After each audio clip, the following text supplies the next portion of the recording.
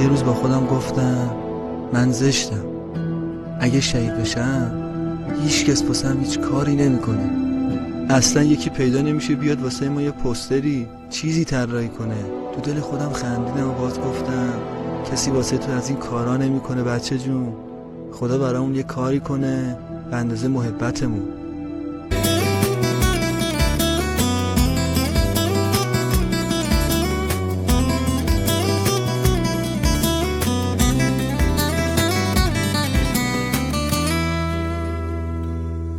ای عشق